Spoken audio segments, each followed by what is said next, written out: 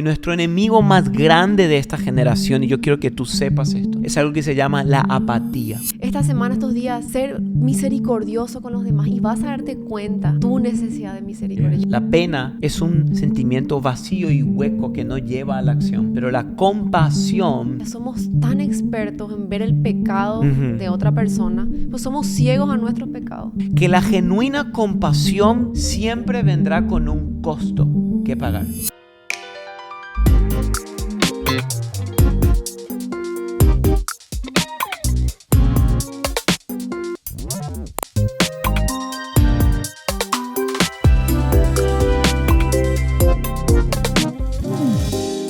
Familia, bienvenidos a Volviendo a la Esencia Podcast.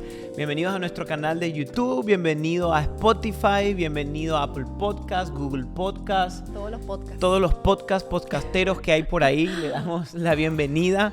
Somos Seba y Andrea Franz, por ahí para los que no nos conocen, estamos casados hace 7 añitos. 7 bellos años. Recién cumplidos.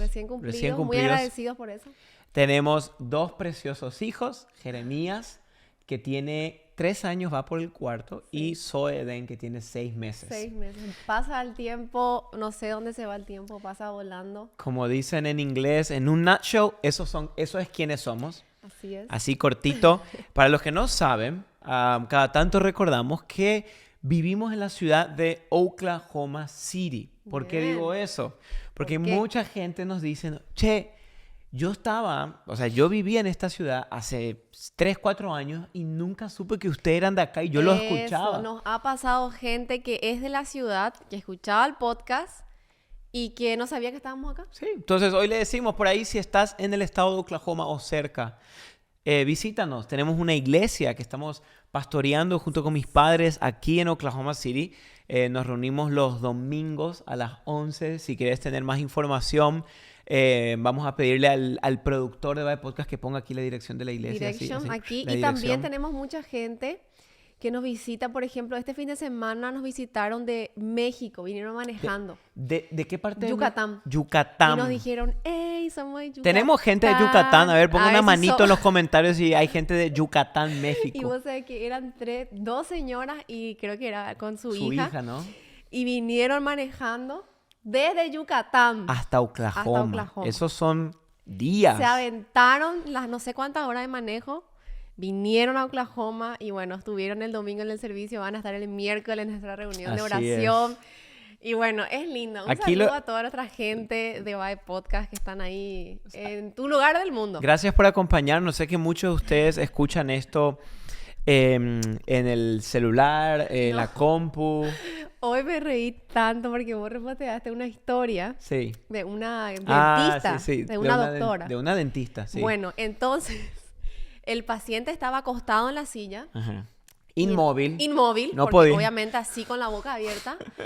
Y la tele arriba. En el techo. En el techo con Vibe Podcast. O sea, ¿te convertís o te convertís? Esta dentista dijo, mira, vos querés ser mi paciente, vos te vas a convertir acá. Sí, entonces el pobre paciente así, con la boca para arriba. Dios mío. Mirando Vibe Podcast. Saludo a esa gente que obliga a otros a escuchar el podcast. Me gustó esa historia cuando vi, dije, qué bueno. No tiene opción. La pobre persona no tiene opción. Hay gente, imagínate ahí. Y ya nos mandaron de que están en el taller poniendo podcast. ¿En dónde más? Gente que se reúne entre varios amigos a ver el episodio. Eso nos encanta. Cuando se juntan entre varios a ver esto, para nosotros es un gusto tan grande. Lindo, así que les queremos mandar un gran abrazo a todos ustedes y gracias por acompañarnos semana tras semana. Realmente, qué lindo. El podcast, Vibe Podcast, ya cumplimos casi 5 años. ¿Sabes cuándo? ¿Cuándo? ¿No sabes cuándo? Sí, febrero. No, en 2 días. ¿Cómo en 2 días? Hoy es febrero 3. Okay. ¿Qué fecha es? Febrero 3.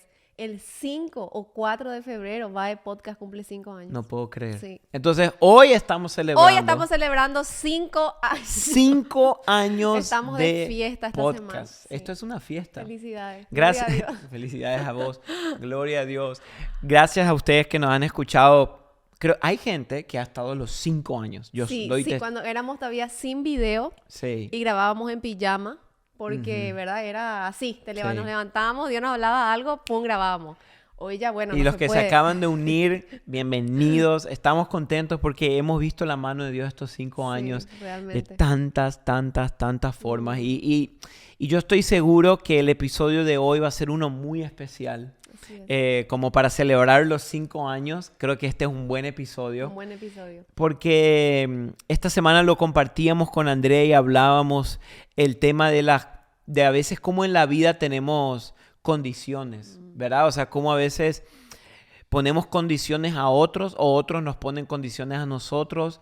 Y sin darnos cuenta, la vida está llena de condiciones. Por ejemplo, cuando vas a tu trabajo, la condición es si trabajas y llegas a tiempo y trabajas ciertas horas a la semana, te dan tu pago. Esa es la condición. Si no lo haces, no hay pago. Condiciones de la ley del tránsito, condiciones, un montón de cosas. Personalmente, yo digo que si tú te quieres volver un experto en negociación, ten un hijo. Sí. ¿Verdad? Porque lo vivimos. Yo lo vivo con Jere, amor, y vos te das cuenta, pero vos también. Ustedes se pasan negociando con Jere. Todo el día nos pasamos negociando y poniendo condiciones. Sí. Por ejemplo, yo digo, ok, Jere, está bien, vos querés esta noche ver una película con papi, vamos a ver juntos algo.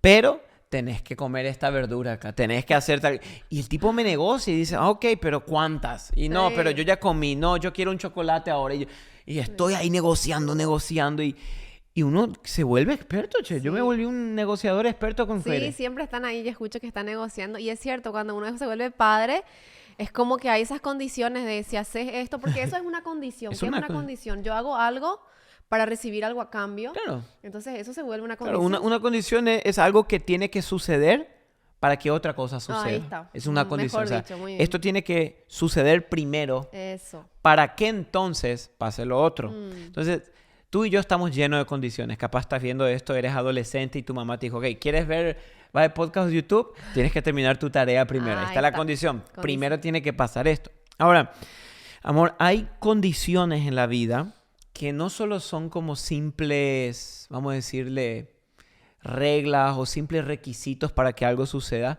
sino condiciones que nosotros mismos a veces nos ponemos que reflejan algo, un problema interno más grave que la realidad. ¿A qué me refiero? Ahora capaz suena confuso eso, pero por ejemplo, alguien que dice, cuando deje de llover, voy a ir al gimnasio. ¿Qué te da a entender? Muchas veces esa condición en realidad es una excusa que maquilla que no tengo ganas de ir al gimnasio. O decir, ay, si hoy llueve, hoy no voy a ir. Y miramos afuera y hay una nubecita a 200 kilómetros y decimos, no, hoy no sé. O sea, es una forma también de mostrar o sea, como una procrastinación. Claro, no quiero hacer eso, entonces es como que retraso. Claro, a veces tenemos que tener mucho cuidado porque las condiciones que nos ponemos reflejan un estado del corazón. Wow. Por ejemplo, a veces personas que dicen, cuando cambie de trabajo y cuando tenga más tiempo, voy a orar más y dedicarle más tiempo a Dios. Eso. Y en realidad lo que es una condición que se está excusando de que ahorita no lo quiere hacer porque capaz no tiene ganas o está distraído. Sí. Entonces, esto pasa muchísimo. Piensa un momento en tu vida, ¿cuántas condiciones te has puesto que en realidad están reflejando algo más profundo en el corazón? Y esto pasó en la Biblia, amor, en una historia en Lucas, capítulo 10, que pasó algo muy interesante porque, y quiero darte un poco de contexto antes de leerlo, un día se acerca un intérprete de la ley a Jesús. Intérprete de la ley, para hacerlo entender más fácil, era como un sábelotodo, un teólogo que sabía toda la Biblia, de punta a punta. Punta a punta. Y viene y le dice a Jesús, ¿qué tengo que hacer para heredar la vida eterna? Y Jesús le vuelve a preguntar qué dice la ley.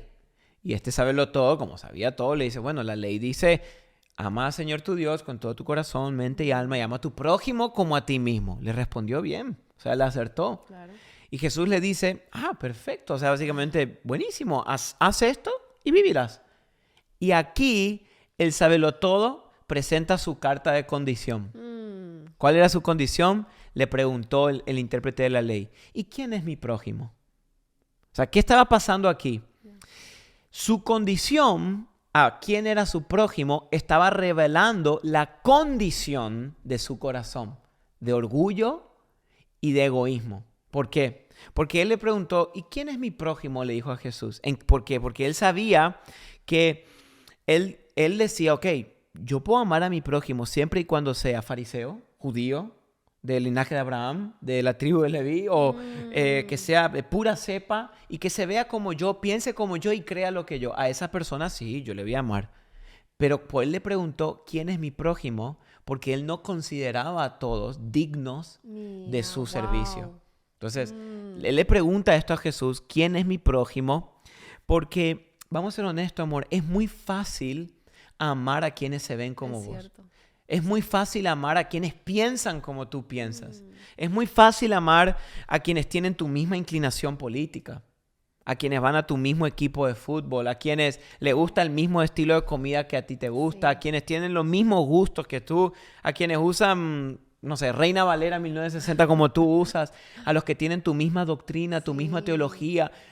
Es muy fácil amar. Es muy fácil amar exactamente. Pero ¿qué tal a los que no son como tú eres? A los que son distintos a ti, a los que piensan distinto a ti, a los que van a otra inclinación política a la cual tú vas. ¿Realmente lo estamos amando o estamos poniendo esta condición que puso el intérprete de la ley? Ahí sacamos nuestras condiciones, como dijiste. ¿Quién es mi prójimo? Y tal vez a veces lo hacemos inconscientemente. Sí, decimos, no, yo amo a todos, pero dentro nuestro, como una vez dijiste, todos tenemos un fariseo dentro nuestro que pone esa condición sobre la mesa y dice, no, pero esta persona está totalmente errada, su doctrina. Sí, ¿no? ¿Cómo va a pensar esto si esta persona es de este partido político, como dijiste, que es una de las cosas que más a veces divide a la iglesia? Entonces es cierto, a veces inconscientemente uno dice, no, yo no soy así, pero dentro tuyo, tu corazón, muchas veces ponemos esas condiciones y aún sin darnos cuenta. Claro, a veces, amor, es increíble porque a veces somos cristianos y estamos de acuerdo en 300 doctrinas y dogmas, pero en la 301 no estamos de acuerdo. Y automáticamente nos distanciamos de nuestros hermanos. No, porque capaz creemos en el Dios Padre, Hijo, Espíritu Santo, creemos en la Trinidad, creemos en que la palabra de Dios es infalible, creemos en todo esto, estamos de acuerdo, pero hay un puntito que no creemos. Capaz, voy a hacer ejemplos. Estas personas bautizan a grandes, estos bautizan a niños, estos creen en tatuajes, estos no creen. Y eso hace que yo ya no. Pongo un muro con esa persona. Y hago lo mismo que este intérprete de la ley. ¿Quién es mi prójimo? Porque es fácil amar y servir a los que se ven como tú.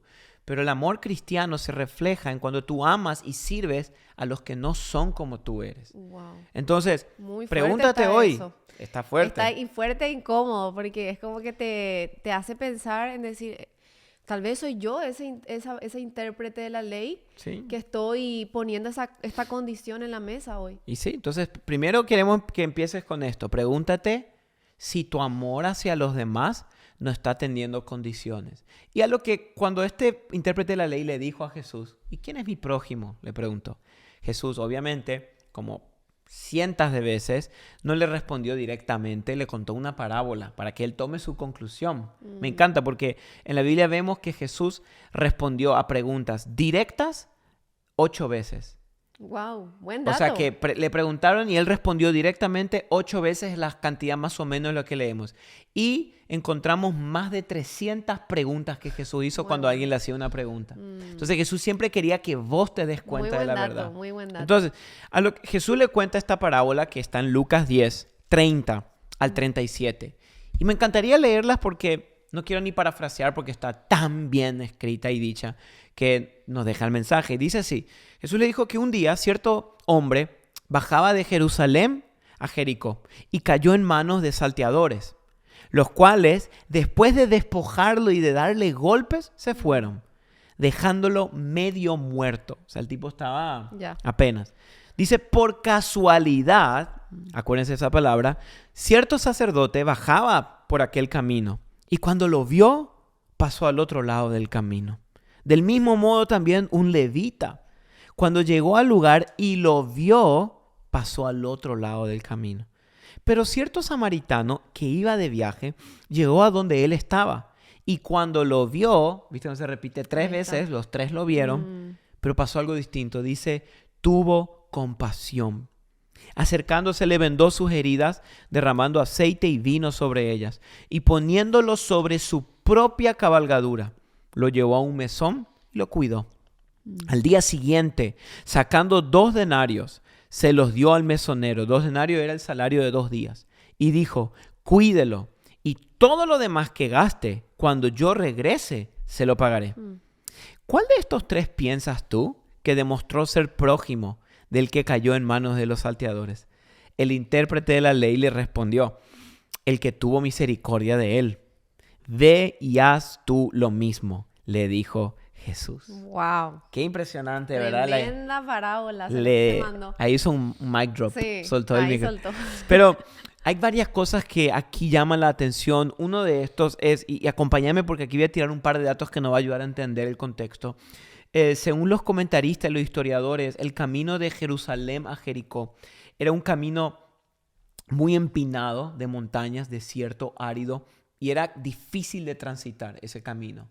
Okay. Porque no era un camino plano, fácil de caminar. Entonces, porque era tan empinado y había tantas rocas y estas cosas, era un camino muy propenso para los que los ladrones usaban para robar a las personas, porque se escondían entre el acantilado, en cuevas o en ciertos lugares, y cuando la gente pasaba, los agarraba, los quitaba todo lo que tenían y lo dejaban ahí. Entonces, era un camino, vamos a decirle, difícil. Peligroso. Ahora es interesante porque Jesús cuenta en la parábola y dice que dio la casualidad, por casualidad. Pasó un sacerdote y un levita. Para pasarlo el día de hoy, un pastor y un líder de alabanza. No. O un hermano de la iglesia, una hermana de la iglesia, un líder de grupo pequeño. Por casualidad. Te recuerdo que en tu vida van a haber muchas de esas casualidades que Dios te va a poner, que en realidad no son casualidades, son oportunidades que Dios te da. Ahora, increíble. ¿Verdad? Lo interesante es que cuando pasaron por ahí, dice que lo vieron. O sea, no es que más o menos no distinguieron bien, no, lo vieron. Ahí vieron a un hombre desnudo, casi muerto, en alta necesidad, y decidieron pasar al otro lado. O sea, qué interesante está eso. O sea, ¿por qué hicieron eso? Se cruzaron. Se cruzaron. Dice, se cruzaron de camino. Es como que uno, viste, ve eso, se tapa así, dice, y va al otro lado. Y lo más duro es que como usaste estos términos que hoy en día usamos en la iglesia, que es pastor, un sacerdote, alguien que trabajaba en la iglesia, y un levita, que es persona que trabajaban con la música. Claro. Y qué interesante es que, o sea, ¿por qué hicieron eso?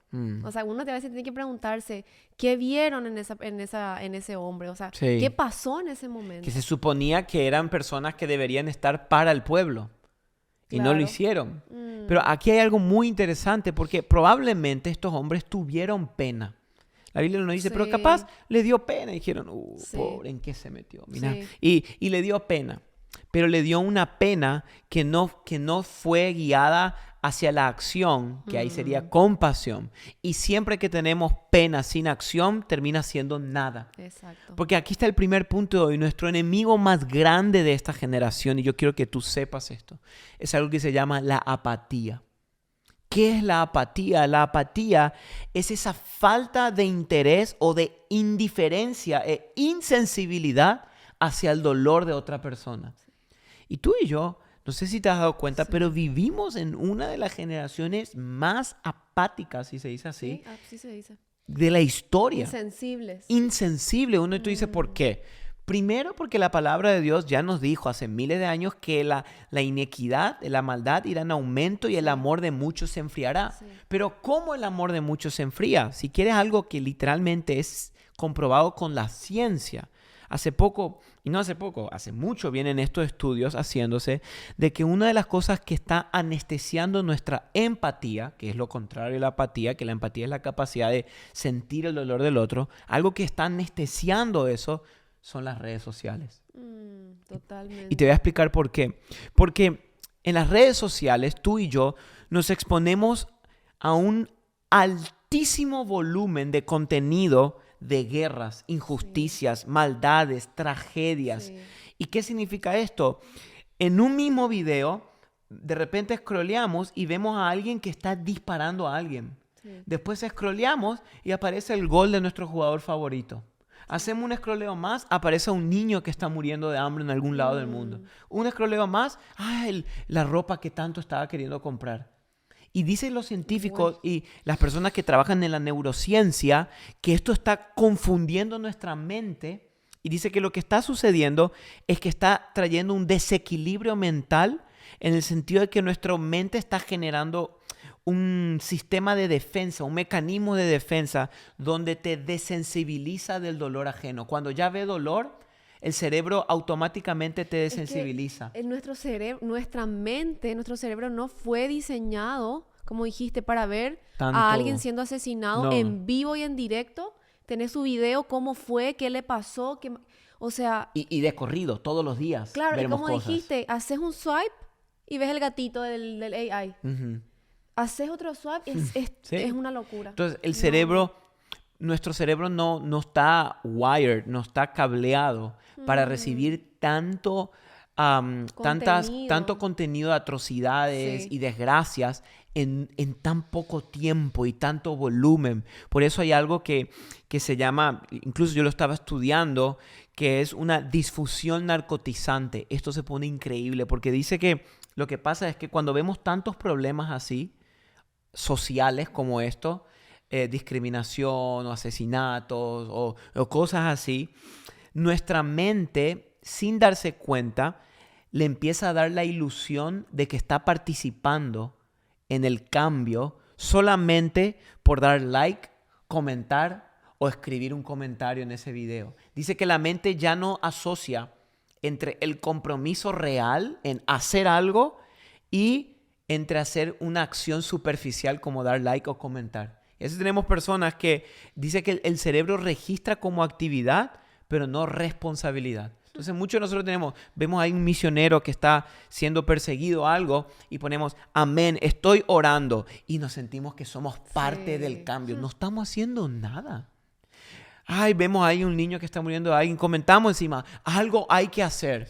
¿Y tú? Sí, ¿Y yo? Es verdad. ¿Entendés? O sea, y pensamos, dice que hasta incluso el cerebro, la parte de recompensa del cerebro se activa, que es donde está la dopamina, y lanza dopamina después de dar un like, compartir o comentar, y te hace sentir que fuiste parte de algo cuando nunca fuimos parte. Dimos solo un like. Y todo lo hacemos a través y también están en las redes, como decimos siempre, los policías justicieros. Eso sí. Que se empiezan a defender, que la sana doctrina, comentar, y bueno, y ahí se empiezan a pelear entre los propios hermanos, entre la propia iglesia. Incluso un pastor dice, somos el único ejército que se mata entre sí. Claro. Mira, yo creo que hay un lugar para corrección pública. Totalmente. La Biblia habla de que sí existe un espacio donde la corrección debe ser pública hacia alguien que falló, hacia alguien que está continuamente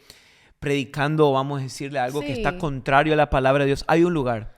Pero creo que como cristianos, hemos abusado este sentido de corrección pública, mi hermano. Y todo el día estamos entre nosotros respondiéndonos con videos, con mensajes, que tú estás mal aquí, esto no está bien, esto no tienes que hacer. Y cuando a mí me da vergüenza porque digo, la gente que no es cristiana ve esto y dice, pero bro, se viven peleando entre ellos. Porque ese versículo no tiene coma, cuando yo creo que sí tiene coma. Y yo veo a la gente que no conoce a Cristo decir, pero ¿qué onda? Y nosotros mismos estamos ahuyentando, viviendo, criticando a todo lo que podemos. Entonces, yo creo que nuestro deber, aunque sí hay un espacio para eso en casos muy específicos, no es ese nuestro llamado. Nuestro llamado es predicar el evangelio de Cristo, es amar a los que están lejos de Él, discipular a los que tenemos a nuestro alrededor y no estar todo el tiempo viendo la paja en el ojo de mi hermano. Y qué fácil es, porque esta semana leía un devocional que tanto me tocó, porque decía, somos tan expertos en ver el pecado de otra persona, pues somos ciegos a nuestros pecados. ¿Verdad? Y eso me llamó tanto la atención y me desafió tanto, porque yo dije, cierto, a veces uno piensa que uno siempre está bien. No, mi pecado, soy ciego a mi pecado. Y eso nos anestesia y nos bloquea de poder mostrar misericordia a otra persona. Y nos pasa incluso en el círculo más cercano, en la casa podés ver con tu hijo, se le cae un vaso, ¡ey! Le empezás a gritar, ¿cómo te vas a equivocar? ¿Cómo? Mira lo que hiciste. Le empezás a gritar y no ves ¿Cuántas veces Dios, cuando hiciste algo, tuvo misericordia, tuvo compasión de ti? Y somos expertos en juzgar a otros, empezar a maltratar a otros, a tu pareja que se equivoca, que te ofende, lo que sea. Y somos expertos en ahí venir y no mostrar misericordia. Cantamos, Señor, tus misericordias, tus gracias. Llegamos a la casa y no mostramos esa misma misericordia a los nuestros, a nuestros hijos, que son pecadores. Viven en un mundo caído, en un mundo estropeado, donde nuestro corazón ya está estropeado por el pecado. Pero somos tan lentos en poder mostrar misericordia cuando vivimos recibiendo eso de parte de Dios. Ahora, mi pregunta, amor, y si volvemos a la parábola, este intérprete de la ley puso su condición. ¿Quién es mi prójimo? Y dice que en la parábola de Jesús, Jesús dijo que el sacerdote y el levita pasaron al otro lado. Lo vieron, pero pasaron al otro lado. Y como vos decías hoy, ¿qué vieron? O sea, ¿qué vieron en ese hombre tirado en el suelo? Capaz, si traemos la historia al día de hoy, capaz el hombre que tenía en el suelo miraron y, mira, tenía una banderita que representaba una ideología que no es la tuya. Yeah. Capaz tenía una gorrita de un partido político, que no es el tuyo. O tenía una Biblia que no es tu versión. Y uno dice, qué exageración, pero no. No, este no, porque no es como yo. Mi pregunta es, ¿qué vieron en ese hombre en el piso que le hizo cruzar al otro lado? O sea, es increíble porque cuántas veces hemos puesto condiciones a nuestro amor porque la persona es distinta. Incluso, amor, algunos comentaristas dicen que el sacerdote y el levita usaron la Biblia para excusarse de amar a esa persona. O sea, usaron la ley. ¿Por qué? ¿En qué sentido? Porque dice que él estaba medio muerto.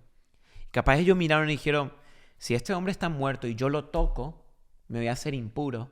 Y no voy a poder ir a servir a la iglesia. Sí. O sea, imagínate, hasta usamos a veces la palabra de Dios para excusarnos de amar a los demás. Claro, está en contra total de la Biblia. Claro. Está ahí, en ese terreno no me meto. Dice claro. Entonces, ese es el primero. Ahora, el segundo problema es justo eso. Capaz es que iban tan rápido a servir a Dios que no estaban viendo a Dios. ¿A qué me refiero?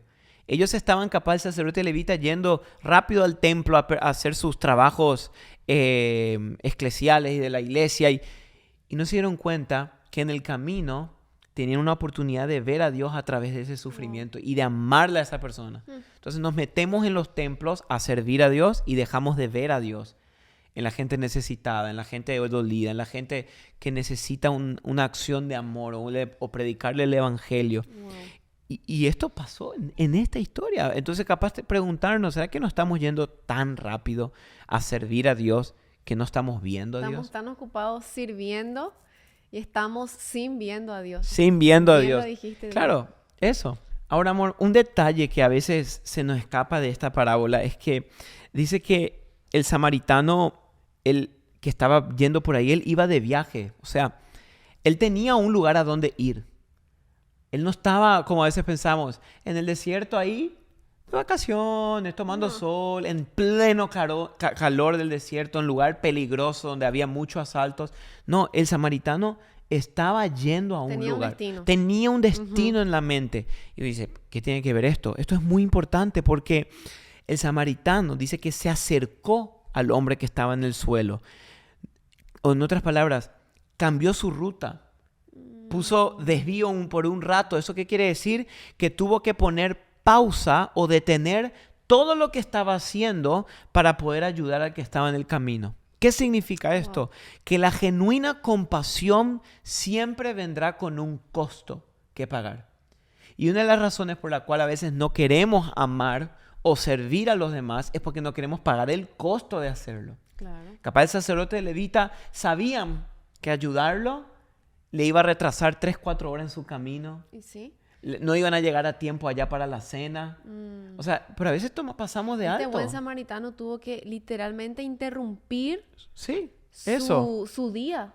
Tuvo que interrumpir. O sea, el costo que tuvo él de acercarse ayudar a este hombre, vendar sus heridas. Todo. Tuvo que interrumpir todo su día. Hubo un costo. Y la genuina compasión siempre tiene un costo. Los comentaristas bíblicos dicen que, como te dije hoy, como esa zona era muy peligrosa y conocida por asaltos, dice que lo que muchos ladrones hacían es que ponían a alguien a propósito en la calle, tirado en el camino, que se veía como golpeado o herido. Entonces, cuando la persona paraba a ayudarle, salían los otros ladrones y ahí la atacaban. O sea, era una carnada. Sí. Entonces, muchos caían, seguro. Sí, dice que eso se conoce por la historia. No sabemos si el sacerdote, el levita y el samaritano sabían esto. Es muy probable que lo sepan, porque uno sabe hoy cuando camina en un barrio peligroso. Claro. Uno sabe, pero me encanta lo que Timothy Keller comenta sobre esto, porque él dice así: el sacerdote y el levita se preguntaron, si me detengo a ayudar a este hombre, ¿qué me pasará a mí? Pero el samaritano se preguntó, si no me detengo a ayudar a este hombre, ¿qué le pasará a él? Wow. ¿Te das cuenta de ese contraste? Muy bueno. El sacerdote y el levita habrán dicho, si yo paro, ¿qué me puede pasar? Su enfoque estaba en él. Cuando el samaritano dijo, miró, y si no paro, ¿qué le va a pasar a él? En ese momento, porque si yo no me detengo y no le ayudo a este hombre, literal, puede terminar muerto. Por eso. Entonces, capaz el sacerdote y el levita tuvieron pena. Pero el samaritano tuvo compasión. Y la compasión es completamente, absolutamente distinta a la pena. La pena es un sentimiento vacío y hueco que no lleva a la acción. Pero la compasión siempre lleva a la acción, a ayudar. Muy bueno. Eso tenemos que, creo que, aplicar hoy en día, porque así como te decía, somos, como dijiste, el sacerdote y el levita, ¿qué vieron en ese hombre? Tal vez vieron muchas cosas diferentes a ellos, no era el mismo color, no era la misma ideología, no sé. Claro, la misma raza. La misma raza, los mismos pensamientos, pero me lleva mucho esto a pensar, a decir, cómo también Jesús vio eso en nosotros, o sea, totalmente diferente, apartados totalmente él, diferentes a él, y él vio eso en nosotros. Y esto, para mí, amor, este es el punto central de esta historia, porque el samaritano dice que lo ayudó y no solo le costó su tiempo, le puso aceite, vino, vendas, tuvo que gastar. Claro, gastó. Después dice que lo subió sobre su propia cabalgadura y lo llevó a un hotel, vamos a decirle, a una posada, a un lugar donde quedar. Eso quiere decir que todo el camino el samaritano tuvo que caminar mientras el hombre iba en su propia cabalgadura. Sí. Luego llegó y no solo eso, se quedó a dormir con él esa noche, lo cuidó toda la noche. Al día siguiente dijo que le dejó el pago y le dijo, mira, todo lo que gaste de más yo te voy a pagar. O sea, un nivel de compromiso que uno dice, ¿de dónde? Y yo creo que cuando Jesús estaba contando esto, obviamente en su contexto original, esta parábola iba dirigida hacia quién es mi prójimo.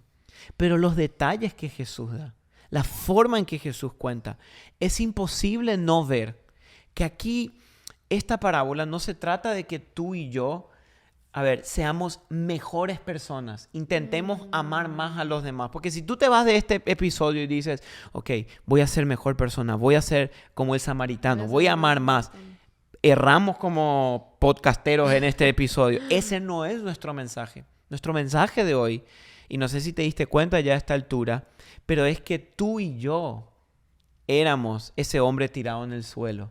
Y Cristo es el buen samaritano, ¿verdad? Ese es este mensaje. O sea, este mensaje hermoso, no es sé tú como el samaritano. No, este mensaje es tú y yo éramos ese hombre casi muertos, que dice la Biblia, pero yo lo corrijo. En nuestro caso, la Biblia dice que estábamos muertos espiritualmente. Y Cristo representa a este samaritano que nos miró y tuvo compasión de nosotros. Imagínate, no valíamos nada, no podíamos salvarnos de ninguna manera. Y Él entra en nuestra historia, ¿verdad? Esas son las cosas que a veces uno en la Biblia, me encantan estas partes cuando vemos el Evangelio literalmente. Podemos tocar el Evangelio en esta parábola porque vemos literalmente ese amor. Y cuando dijiste esto de que nosotros éramos ese hombre muerto, que a la vez nadie nos quería ayudar, o sea, no había quien pudiera tocarnos porque estábamos muertos, éramos enemigos de Dios.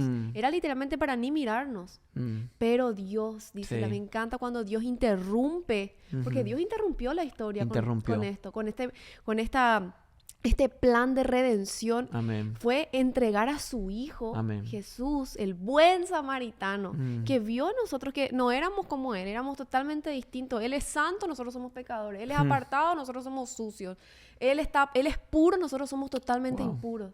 Totalmente diferentes a Él, pero Él en ningún momento sacó su carta de condición sobre la mesa. ¿Verdad? Y no dijo, no, claro. estos no son como yo. O sea, no, sino que aún siendo Dios, se acerca y nos toca la herida, mete su mano a nuestro corazón duro, Amén, de piedra y nos sana. Nos sana. Fíjate lo que dice Efesios 2, 4 al 5. Dice, como vos dijiste, pero Dios, que es rico en misericordia, por causa del gran amor con que nos amó, y esto es importante lo que viene aquí, aun cuando estábamos muertos en nuestros delitos. O sea, Dios nos amó aun cuando nosotros no lo amábamos a Él. Y no eso, ni podíamos amarlo a Él porque estábamos muertos en nuestros delitos. Sí. Y dice, y nos dio vida juntamente con Cristo. Por gracia ustedes han sido salvados.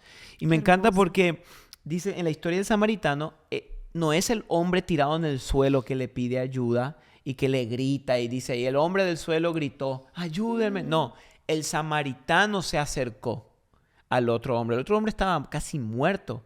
En otras palabras, esto es el evangelio. El evangelio no es que tú te acercaste a Dios, es que Cristo se acercó a ti. Es que imagínate si estábamos muertos. Claro. Sin poder, un muerto no puede pedir ayuda, no puede pedir, hey, salvame por favor de mi pecado.